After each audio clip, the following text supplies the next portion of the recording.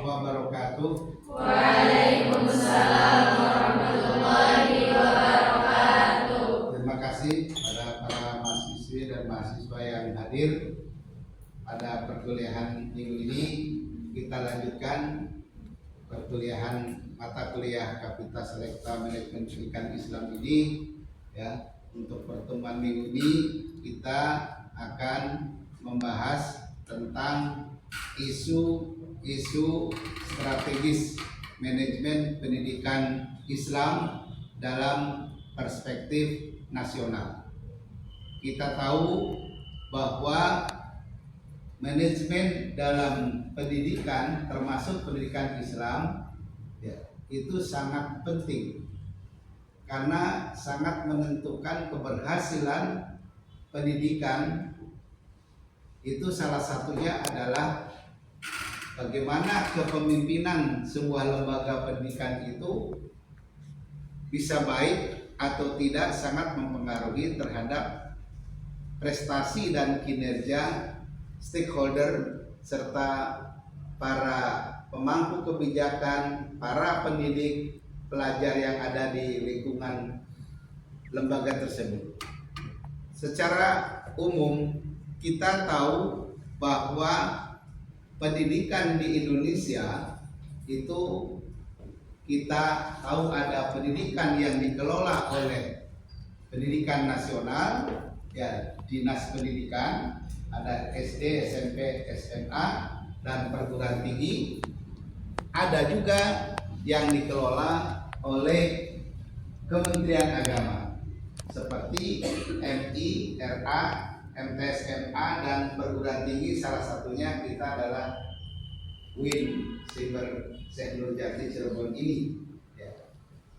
Dalam perjalanannya tentu pengelolaan pendidikan walaupun sama-sama dikelola oleh negara, tapi karena berbeda kementerian yang mengelola, tentu ini sangat berpengaruh terhadap pelaksanaan pendidikan itu sendiri. Nah, kita mencoba melihat di dapur kita sendiri, di rumah kita sendiri, bagaimana perjalanan lembaga pendidikan Islam di Indonesia. Apakah sudah ada kesamaan, peningkatan, ataupun harapan masyarakat sesuai dan tidak. Nah, ada beberapa isu-isu strategis yang harus kita pahami, ya, dan kita cari solusinya supaya kendala-kendala itu bisa teratasi. Salah satunya adalah kita tahu bagaimana peningkatan kualitas pendidikan dan lulusan di sekolah agama ataupun di madrasah. Tidak dinafikan bahwa lembaga pendidikan yang ada di Indonesia, khususnya di Kementerian Agama, itu 90% lebih sekolah itu swasta. Dan ini menjadi tantangan bagi kita, kalian sebagai calon pemimpin pengelola lembaga pendidikan, untuk bisa mengelola lembaga swasta itu harus mampu bersaing dengan sekolah negeri. Kenapa? Karena tidak ada bedanya antara kualitas negeri dan swasta. Bahkan beberapa sekolah swasta yang unggul itu melebihi prestasinya daripada sekolah negeri. Nah, ini adalah tantangan di lembaga pendidikan Islam itu sendiri. Bagaimana kita mampu meningkatkan kualitas pendidikan dan lulusan. Ini yang pertama problem. Masih diakui sebagian masyarakat menganggap bahwa lembaga pendidikan Islam itu menjadi second class, menjadi kelas kedua setelah pilihan anak-anak kita yang ada di daerah.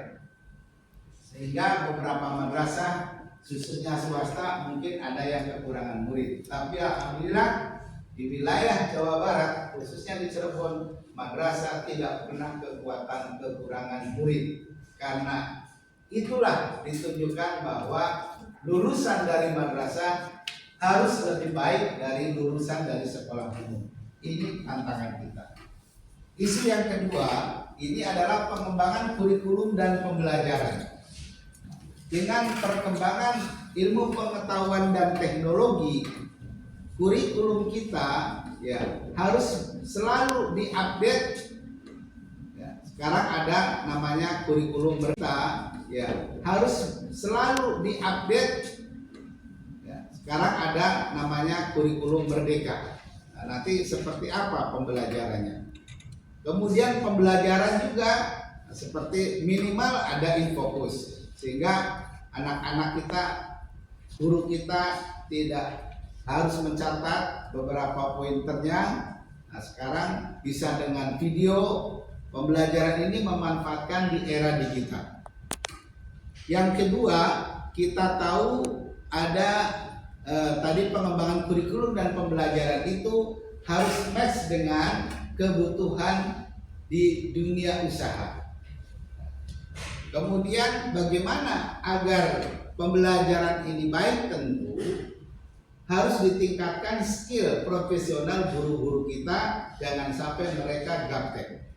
Yang ketiga, optimalisasi teknologi dan infrastrukturnya. Bagaimana kita mengoptimalkan sarana informasi, kemudian teknologi yang ada. Ya.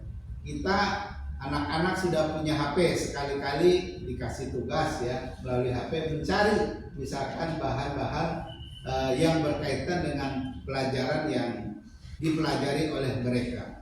Infrastruktur di sekolahnya, gedungnya juga anak-anak sekarang tidak mau belajar dengan fasilitas yang jelek, tapi ya harus ber-AC ruangannya. Jadi semuanya ini sangat menunjang dan ini adalah tuntutan karena masyarakat melihat bagaimana lembaga pendidikan khususnya di madrasah ini bisa baik. Yang keempat, pengelolaan data kelola lembaga. Ya. Bagaimana data itu bisa diupdate, masyarakat bisa mengakses nilai-nilai anak-anak belajar. Yang kelima, kemitraan dan partisipasi masyarakat. Nah, tentu biasanya terutama di swasta, masyarakat itu sangat besar partisipasinya. Mereka diminta bantuannya untuk mengawasi bahkan membantu fasilitas yang dibutuhkan. Dan yang keenam, pembinaan karakter dan akhlak. Ya. Fokus pada nilai-nilai Islam.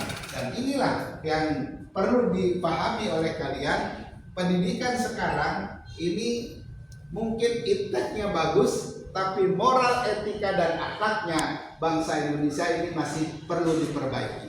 Terbukti ada beberapa pejabat, pengusaha yang korupsi sehingga negara ini susah untuk maju. Ini kunci utamanya adalah moral, etika dan akhlak, yaitu masalah pemahaman agama. Menurut doktrin agama, orang yang korupsi itu haram dan masuk neraka. Ya, tapi karena mereka lemah terhadap agama, yang penting bagaimana bisa kaya dengan cepat, akhirnya mereka bisa korupsi. Nah, pengembangan kurikulum ini sekarang silakan ya, termasuk apakah pendidikan ini sudah sesuai dengan harapan masyarakat atau tidak. Silakan, ada yang menyampaikan. Silakan, ayo komentar. Bagaimana menurut kalian pendidikan yang sekarang, khususnya pendidikan Islam? Silakan, ayo ada yang komentar. Komentarnya, silakan. Pendidikan di Indonesia, apakah sudah sesuai harapan dengan masyarakat? Masih belum, Pak. Ya. Masih belum, dikarenakan masih belum berkembangnya, kayak infrastrukturnya itu masih belum merata. Ya. Itu kan kembali lagi dari infrastruktur dari setiap daerah itu belum merata. Ada masih banyak kesenjangan dari setiap daerah. Contoh di kampung ya masih kurang dan tentang infrastrukturnya, berbeda dengan di kota infrastrukturnya. Mungkin seperti itu, Pak. Kalau kurikulum, apa yang Anda ketahui kurikulum merdeka? Silakan. Ayo. Kalau yang saya tahu sih kurikulum merdeka itu lebih dari kebebasan berekspresi siswa. Jadi belajarnya tuh nggak terlalu kaku.